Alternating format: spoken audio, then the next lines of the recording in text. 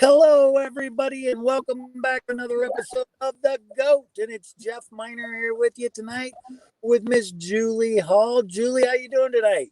I'm doing pretty well. We're trying to work our way through some technical difficulties here, but at least we are live now. We're missing one of our cohorts who's having internet issues and isn't able to log in. So we'll just keep rolling and hopefully he'll get it figured out. Oh, the show must go on, right? It must. Where are you? Where are you broadcasting from? I'm coming to you live from my car because I tried to do it outside in Lee Summit. I think it's at Harrison Park, where they're having a water for wings contest. And they have all these booth sets up. Over 500 pounds of wings were cooked for this competition. And you walk around and you try all these different flavors of wings. And if you like one, you put money into their little coffer. So whoever gets the most money is the wing winner. And I think last year they earned over $20,000. Oh, wow. So then yeah, what does it go for? What does it do? It goes for providing clean water to people in underprivileged areas like Africa and different places. Oh my goodness. I've got stuff happening all around me right now. I'm trying to shut everything. I found this on the web. I got Siri talking to me. I don't know what all. Oh my goodness. Listen. Try tapping above Twitter. She just won't be quiet and I can't turn her off. Isn't that freaky when like you're all of a sudden you're driving in your car and all of a sudden Siri will come on and ask you a question? Yeah, she did that to me today on my laptop and I wasn't talking to her. I was minding my own business. She should have been minding her own business, but she wasn't. And it just totally freaks me out when that happens. It's like, what else are you listening to? I know, exactly.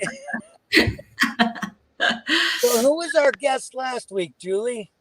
We had Mr. Adam Hawley on last week. What a great opportunity to hear from a parent of an athlete.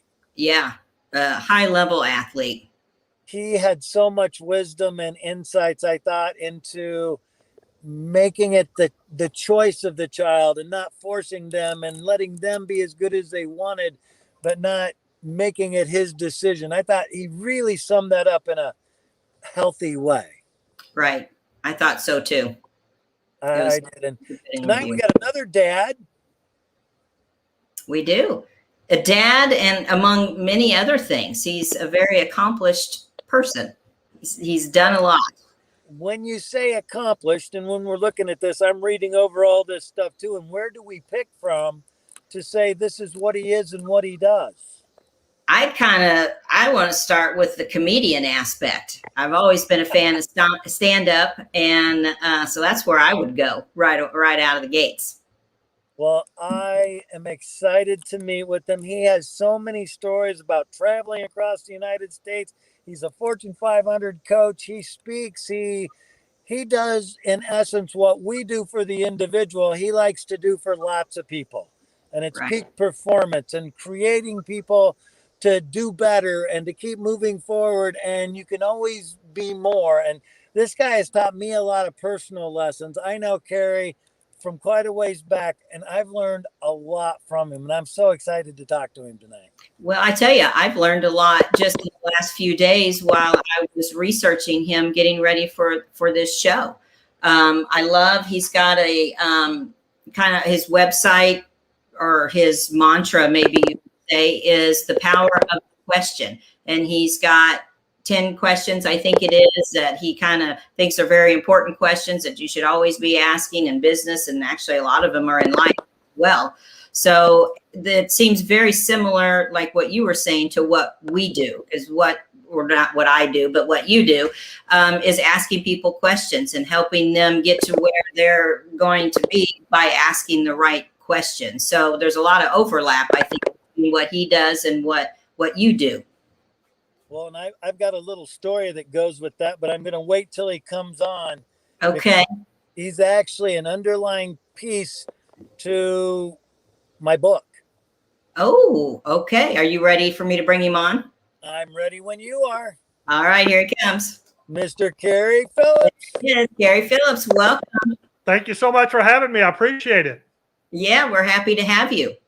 It's not every day that we get a stand-up comedian on our show. So, what's your best bit? Let's hear it.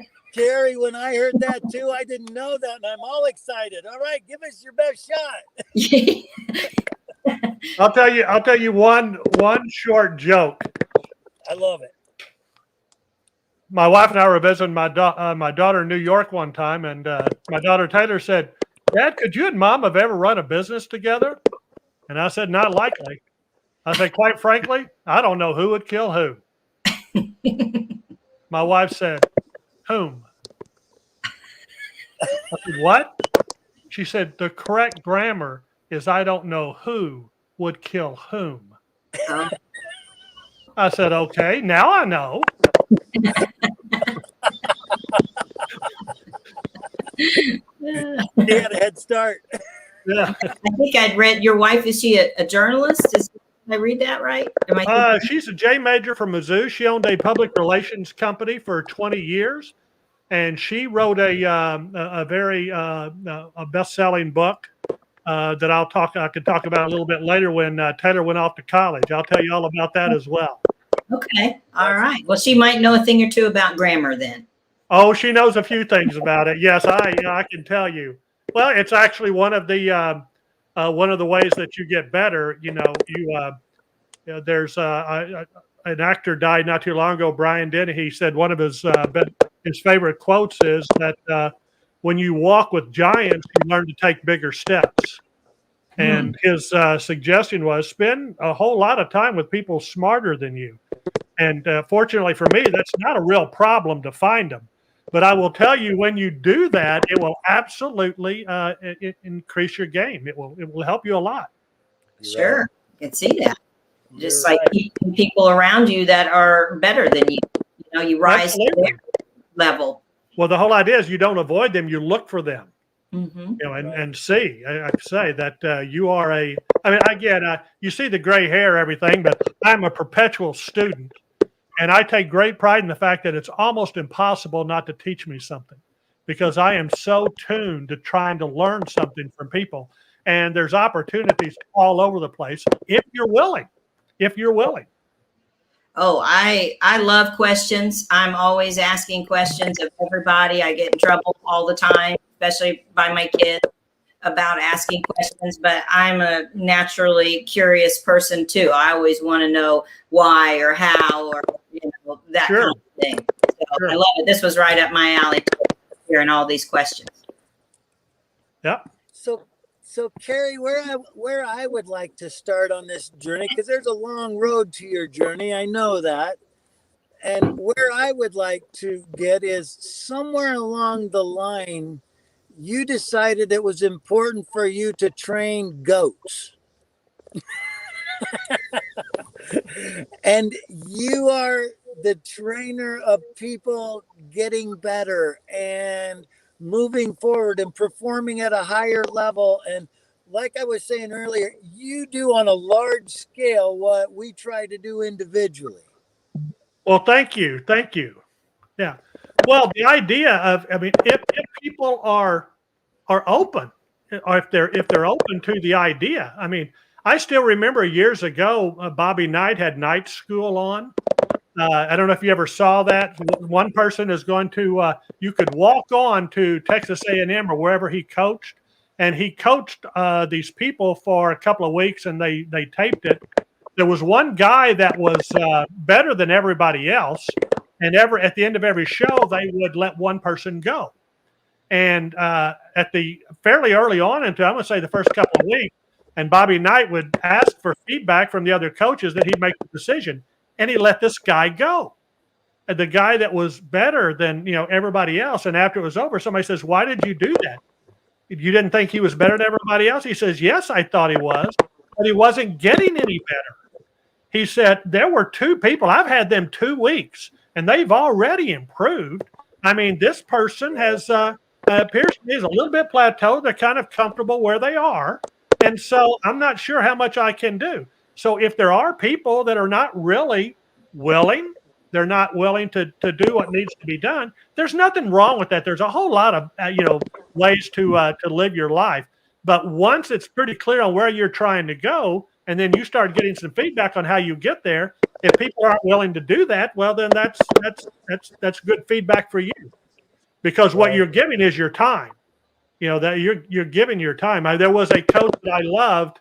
Both my daughters played from second grade all the way on summer basketball, and there was this one friend of theirs, and during this practice, she'd had a pretty good game the week before.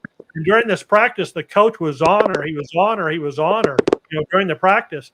And she looked over at Taylor and said, "Hey, the coach is noticing me." That was her response to that. And the coach's point is, I got 30 people out here. I am trying to help people that are willing to get better. This person indicated that they're there, so they get my attention. I mean, that's kind of how it works. Right. How do you, and this is just kind of a side note, is you're in the business of motivating larger groups or trying to get them to join in or to make changes in some way. Correct. What is the key? What are the keys to get people to perform? Because I got a lot of people that want it, but not a lot of people put in what it takes to do it. Well, that is the key question. The one difference between mine, because mine's fairly broad, is that as opposed to trying to coach at a certain level or doing this, I can do that, but quite frankly, it doesn't really matter to me. What I am really interested in, one of my questions is, what are you trying to do? Where do you want to go? Now, it doesn't matter to me. I'm a member of the National Speakers Association. I sometimes talk with new speakers, and my question is, where do you want to go? And somebody may say, I want to have a sideline of giving presentations and make an extra $2,000. And my response is, okay. Somebody says, I want to generate a business that we have revenue of $500,000 a year. Or I don't care. I don't care where you want to go. And one of my big deals, Jeff, is that regardless of where they want to go, that they've made a conscious, informed decision. Because the fact of the matter is, and again, it's not original to me, but I can explain economics in a single word with a hyphen. The definition of economics is trade-offs. And that is trade-offs. What are you willing to do to meet this goal? Now, I know we got basketball people in there. There was this father, talking to this father one time about his son. He's a very good high school basketball player. And the idea, so where does he want to go? He says he wants to play D1 basketball, high level basketball. I say, great. Okay. Well, he needs to move to the 2 or 3, and we can start doing that this summer. And his dad said, oh no, he's a really good center. He said, absolutely he is. He's a very good center. He's not going to play center at D1 probably because he's 6'4". Okay, it's not going to do that. Now, if he moves to the 2 or 3, becomes a shooting guard or a small forward, that could happen. Oh, no, you've got to watch him play. I said, I've seen him play. You're trying to convince me he's a very good athlete. I'm convinced. I'm suggesting that it's going to be hard for him to do that at that level. And so he ultimately, he went off to college. He went to D1. He played about 2 minutes a game, for the year. Then he sat out, moved to another one. He redshirted. He became a 3 and had a nice career. The whole idea. But first, I need to know is where you're trying to go, and then I can possibly figure out how to help you get there. First thing I need to know is where do you want to go? And because I said, you want to play NAIA basketball, 6'4" as a center, you can do it right now. You can absolutely do it right now. We'll work on other things. If you're trying to play at the D1 level, that takes a commitment. And then what you find out, Jeff, is I'm sure you find out there are people that there's things that they want to do. You see the gray hair in my hair, and that is me. Somebody not too long ago, they were pretty jazzed up, another speaker, and they says, Cary, are you willing to do everything it takes to be the best possible speaker you can be? And I said, absolutely not.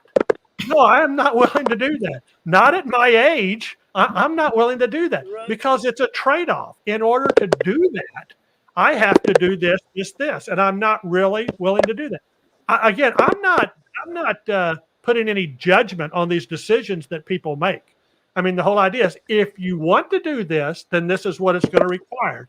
And put them in a position where they make a conscious, informed decision. That's what I'm trying to help them do. If you want to do this, then this is what it takes. And there's always a trade-off. George Brett, Hall of Famer, et cetera. What's the trade-off? He can't walk into a Quick Trip without people walking around him. I mean, there are things that come along with that type of fame. And so you're always looking at the trade-offs between the two. Now, what if somebody doesn't know where they want to go? Do you help them with that? Yes, and there it is. In fact, it's interesting you mentioned that, Julie, because in America, we're actually taught POE. It's not taught all over the world. POE, process of elimination. They actually teach it in, for the SATs, and you take the ACTs and tests like that. In fact, I use it for my daughter, Tess. By the way, this did not happen, but this would be an example. Say, Tess, what do you want to do when you get out of college? She says, I don't know. I said, okay, that's fine. Tell me this. What don't you want to do? What don't you want to do?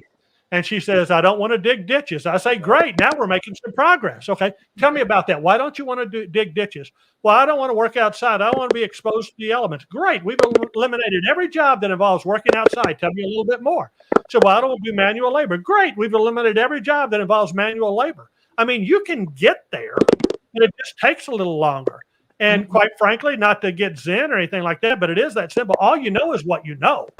And so if you're not aware of all the other opportunities out there, you may not. I don't know what I want to do. I know what I don't want to do. I don't want to do this. You can get there that way. It just takes a little longer. Right. But the whole idea is that it's not the judgment. When my daughter Taylor went off to college, they actually encouraged her not to declare a degree for a couple of years. Just kind of look around, calm some classes, see what's going on. Because they said they've got people that thought they were going this area. They found something that really excited them and energized them. But you don't know that, especially if you haven't, been around quite a bit. So right. You just don't know what you don't know. You don't know what you don't know, yeah. Until you start doing it. Right. That's true. Right. Now, you had said something about how you like the question how more than the question why. And I do.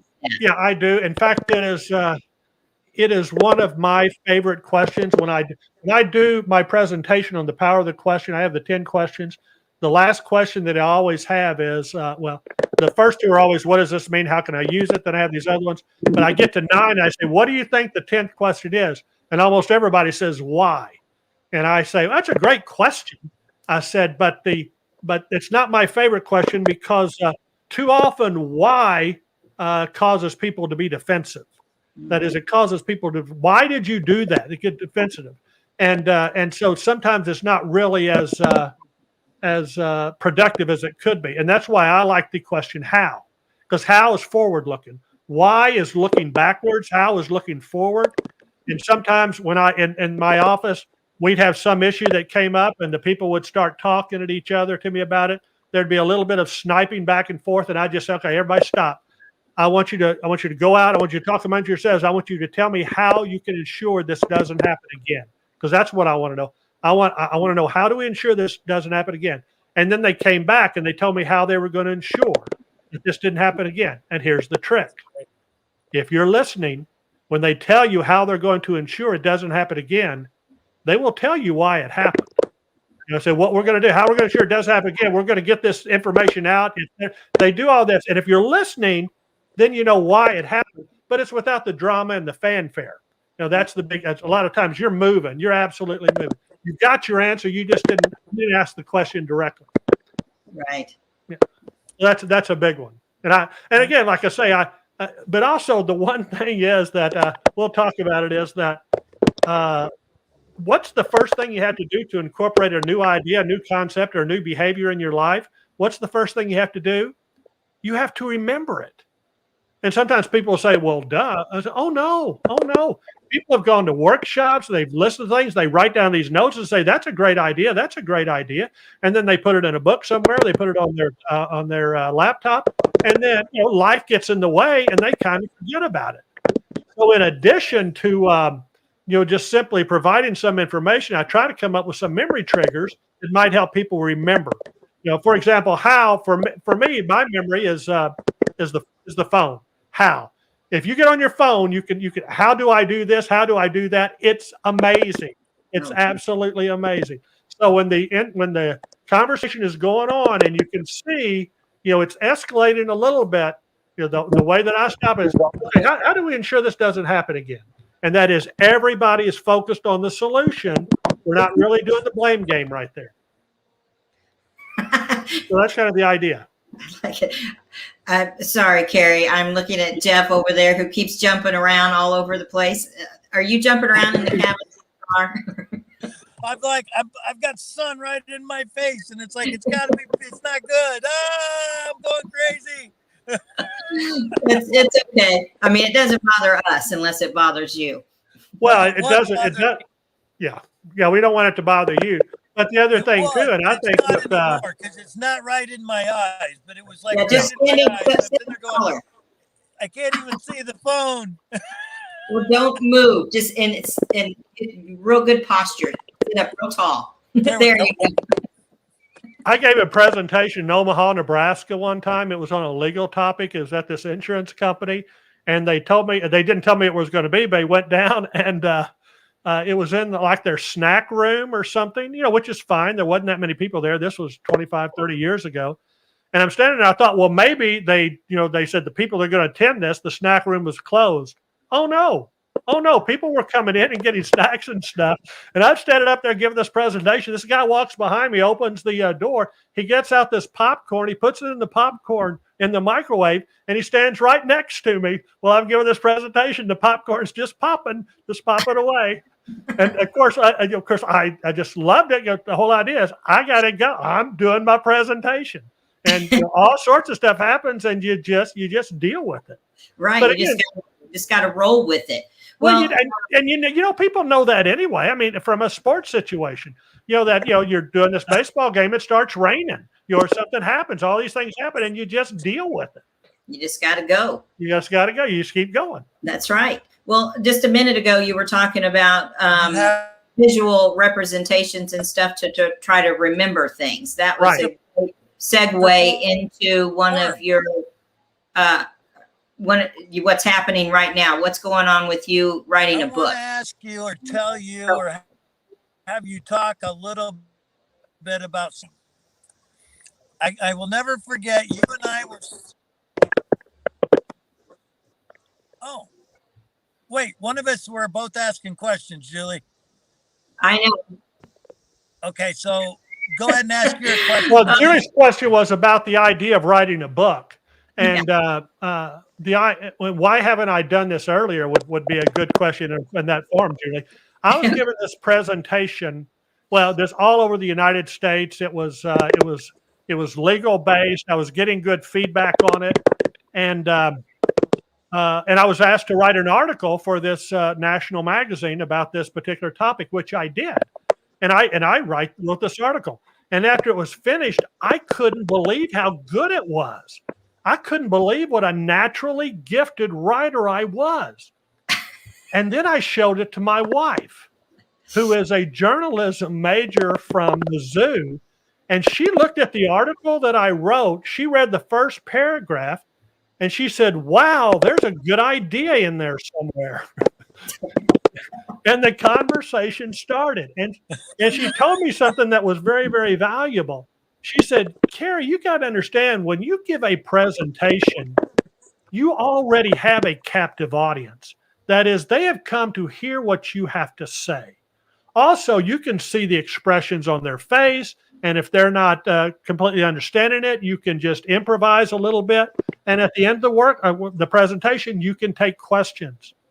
She said, when you commit something to the printed page, you are competing against absolutely everything that person could be doing other than reading your article. So if they put down their iPod and if they put down, their book, and if they put this down and they pick this magazine up and they turn to the page that your article is on and they start reading it, it's got to be so tight. It's got to be, so well done that they finish the article before they even thought about it. Well, I thought that was very intimidating because, it really required. And then, again, we'll talk more about feedback, but the whole idea, and then she's reading it out loud, which was incredibly embarrassing. She's reading out loud. She goes, therefore, as a result of the recent activity, She said, "Do you mean how? Do you mean how? Is that what? Do you mean now? Is that what you mean now?" She said, "Why does it take you 8 words to say one? Now. You don't say therefore as a result of the recent activity. It's now." That's the lawyer in you. Well, that is it. It is the lawyer in me. But the whole idea is that why haven't I written a book? Earlier because it was intimidating to me. It was absolutely intimidating to me. And one of the reasons that I got, I think, farther along in the book was, Jeff mentioned it earlier, I started doing stand-up comedy. I started doing it. And the reason that I did that was in speaking at a binary level, and this is my interpretation, there can be 2 types of speakers. There are content speakers and there are entertainment speakers. Now, the concern about content speakers is they won't be entertaining. And the concern about entertaining speakers is there won't really be any content. And again, I'm paraphrasing at a high level. And so I'm looking at my bio, I'm looking at my resume, and I've got some letters after my name. So I know some things about something. I go, but nobody knows that I can be entertaining. And I said, I'm going to start doing stand-up comedy, and I'm going to learn how to do that. And it was truly one of the most humiliating things that I have ever done. Because first I was looking at it, they give you 3 minutes if you do an open mic. And I wrote out what I was going to say, and then I did it one time. It was 11 minutes, and so you had to cut it. You had to cut it. And the crux of this was I saw of course, I'm older than most of those people are, but I saw a young a young comedian talking to a comedian that had a new joke. He said, "Can I run this joke by this more experienced comedian?" He said, "Sure." And it doesn't matter. The joke was, I'm an Uber driver. Last Friday, about 10:30 at night, I picked up these 3 young women out by the Kansas Speedway. I took them down to the Power and Light District, and something funny happened. He told it, and the joke was good. It was a good joke. But the experienced comedian said, "Yeah, it's a good joke." He said, "Here's my notes. Nobody cares what day it was. Nobody cares what time it was. Nobody cares where you picked them up. Nobody cares where you took them. You picked up 3 people, something funny happened."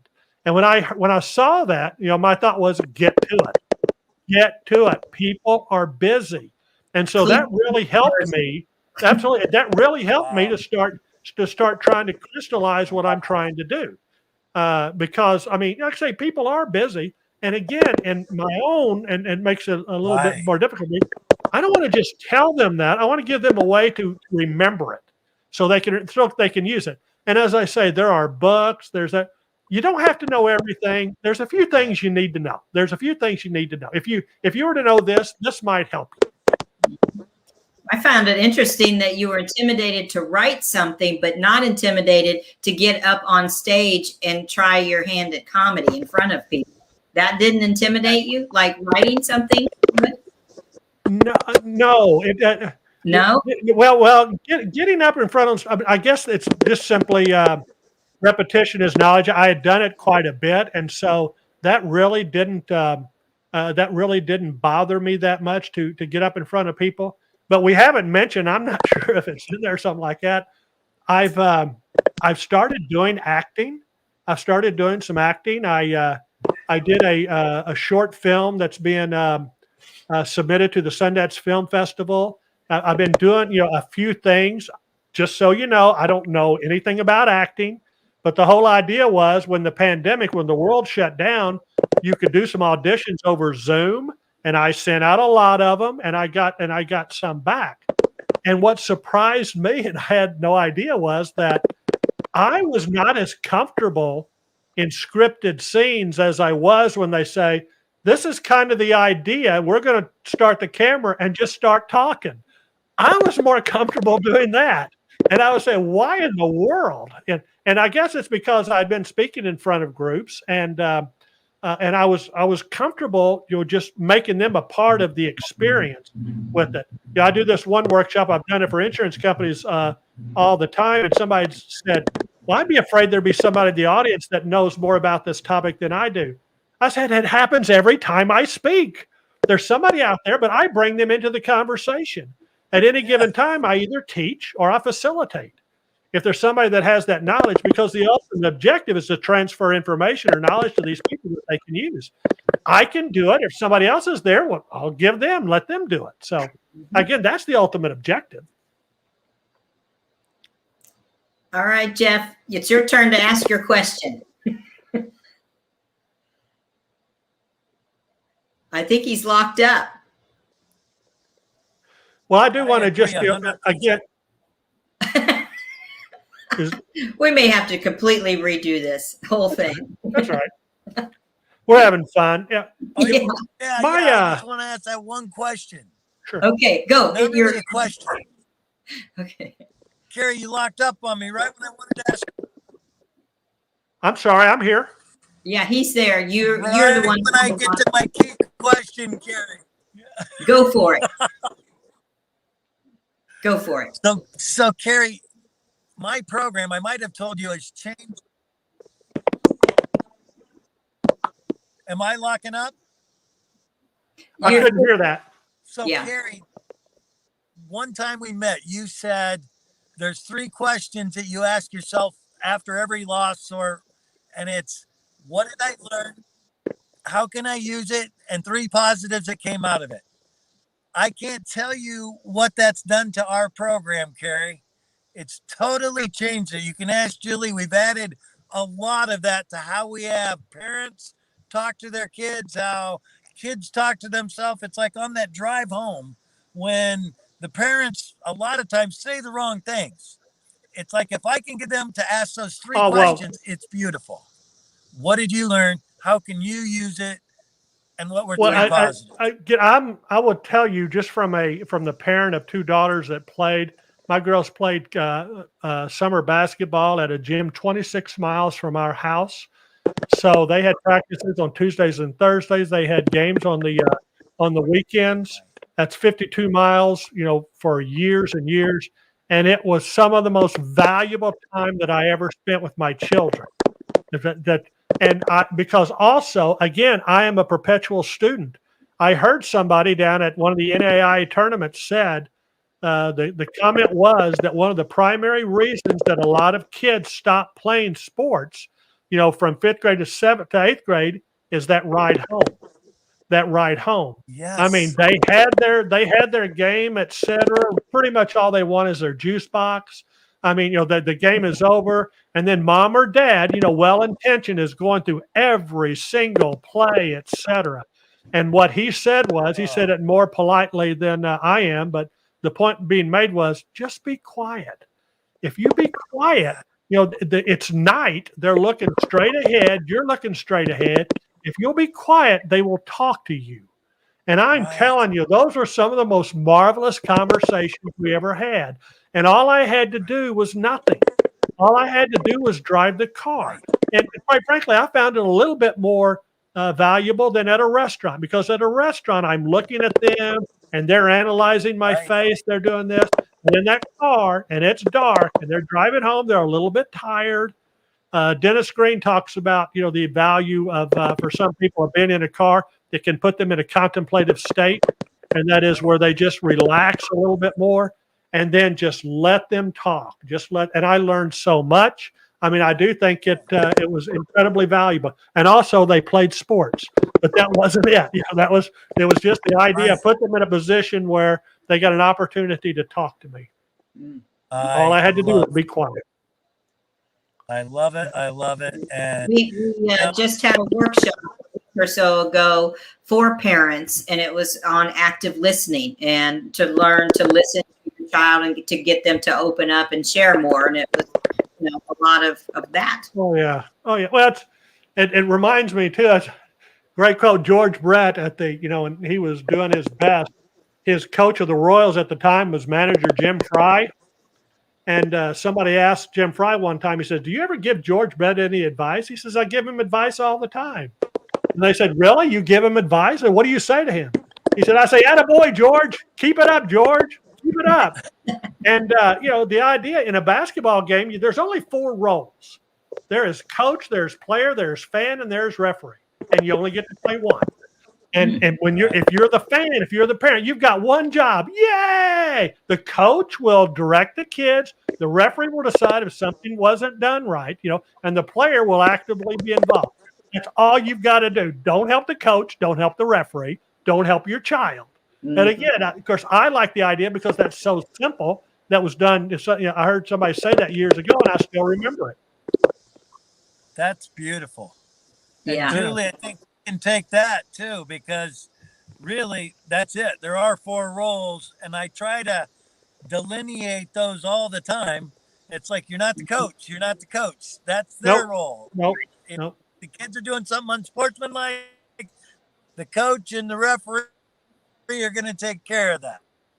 Right. Absolutely. Now, when the girls played high school basketball, when the girls played high school basketball practice started on November 1st. Okay, from September to November, I had all sorts of advice, suggestions, recommendations for the coaches. I took them out for lunch. I talked about this and that. November 1st started. I hadn't said another word. I never said anything else. It was over now. At that time I could talk about anything, but once the season started, the girls went to them, and that was their responsibility. All right, and you didn't ask any questions. Not. Nope. That was not my job. That was not my job. And so, like I say, was that hard for me? That was. But again, the biggest thing is, and this is, like I say, I've been married 37 years. I'm very good at taking direction. Okay, I can be taught. I can be taught, and because I am open to it.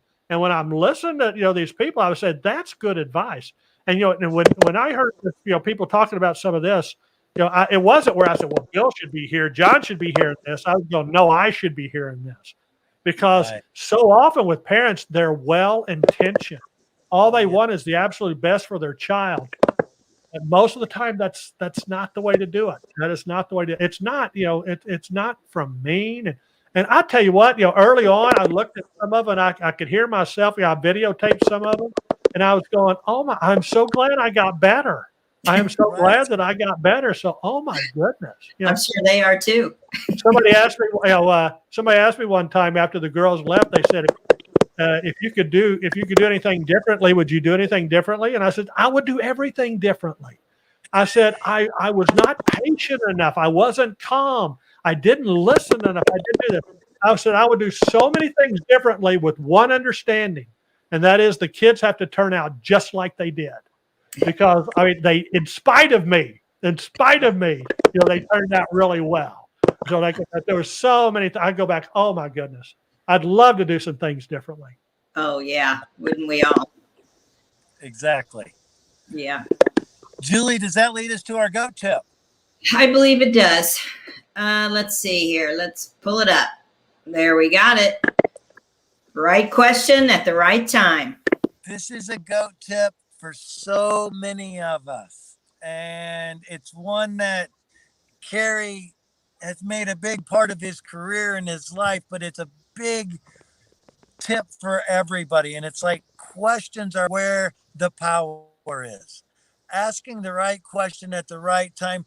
There's no more place or time that you can influence somebody's life and hear what is going on with them. And Cary, Absolutely. You really illustrate this and highlight this. I do this every day. I try to ask the right questions in sessions. I try to listen for what's going to get them to lead their direction. And the right questions are most powerful tools I think you can have. No, I absolutely agree with that. And not only the questions we're asking them, the questions they're asking themselves. In fact, in the book that I have finished, I'm working on getting it published. When you turn over the first page, the question is, a buddy, speaker friend of mine, I quote him. He says, the brain cannot resist a question. The brain cannot resist a question. If you ask the brain a question, it will try to answer it. Now, that's very important. Right. What questions you asking yourself? If you ask yourself, why am I so stupid? Your brain will get right on that and start trying to answer it. So that's not what you need to be asking. The whole idea is, how do I ensure this doesn't happen again? What can I do in order to make myself better in this situation? your brain will work on it.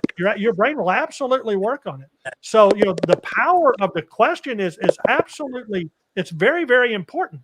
And it doesn't just have to be us transferring those questions to them. It's the questions that they're asking themselves. And quite frankly, this isn't the format for it, but there's a lot of research on that. There's absolutely a lot of research. I'd be interested in reading. Well, the one thing that there's the two things, if we had the time, the two questions that I believe that the human brain should be asking over and over again is, what does this mean? How can I use it? First, what does this mean? Then, how can I use it? I used to manage lawsuits for a big company. Let's say I called up an attorney down in Texas handling a case for us getting ready to go to trial. And I say, what do you think our chances of winning are? He says, I think they're pretty good. So I approve his legal plan. He goes, that does more work. 3 months later, $30,000 in legal fees later, I call him up and say, hey, when you said you thought we had a pretty good chance of winning the case, what did that mean? I've already told you about Taylor's in New York. I'm here to tell you, this is very important. If anybody from New York City ever tells you something is within walking distance, ask more questions, okay? They have an entirely different idea than we do in the Midwest. But Jennings and Drucker, they're two business gurus. They say 60 to 80% of all problems in business are communications related. People think they're communicating, but they're not. Yeah. But to yourself, when you've been involved, what does this mean? Or with my thinking, from if anything occurs to you, somebody says something that makes you think, they make you laugh, they make you cry, they make you angry, and you say, what does that mean? Why did I have that response to that?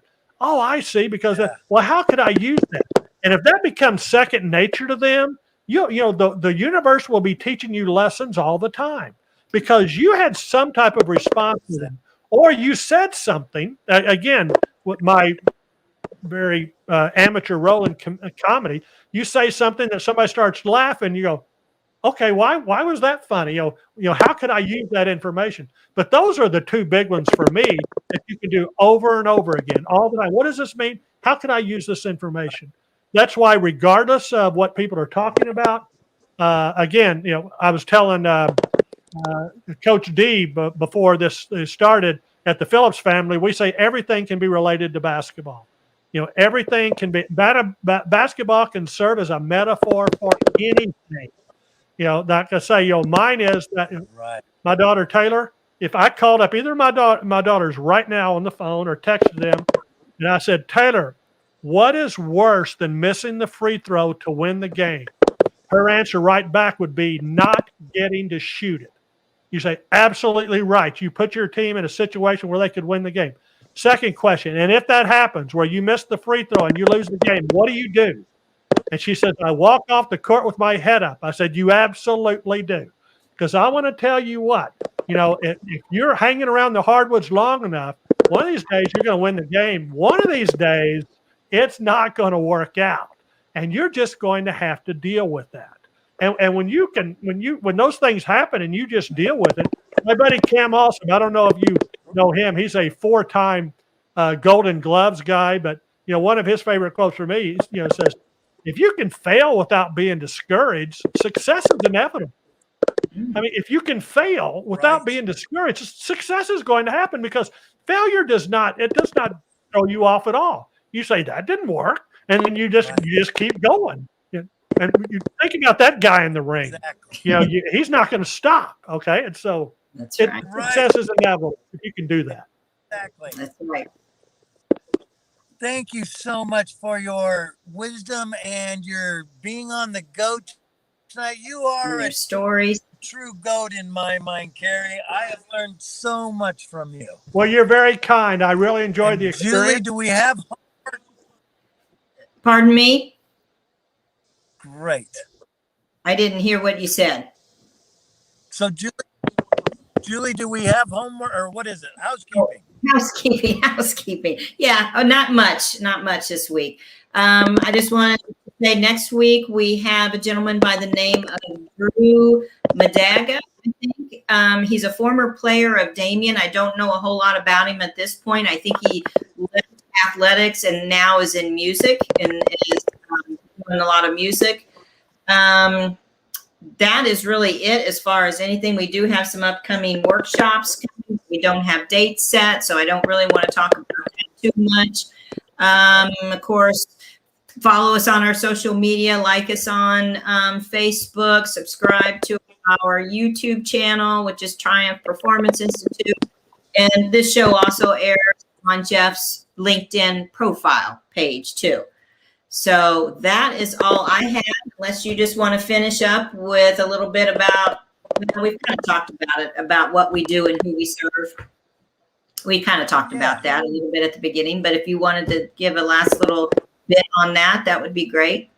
Well, just a little wrap with, everything that Cary brought to the table today and where our focus is and where we're giving our attention. I just want to say right now, mental health is becoming an okay option, and people are looking at it in a different way. So if you are struggling out there, and if you need to talk to somebody, feel free to give us a call, because we want to be there for you. We want to be there for anybody that wants to be on a mission, that wants to achieve or overcome personal obstacles or challenges that they're facing. We want to be able to help you. So reach out to Triumph Program, and we'll see you next week. I will put those contact information up on the screen. Looks like everybody froze up on me. Yeah, we'll just end it right there. Okay. Julie, thank you, there? Cary. Thank you so much. I appreciate it. All right. We'll be talking soon. All right. Bye-bye. Whoops, wrong one. I love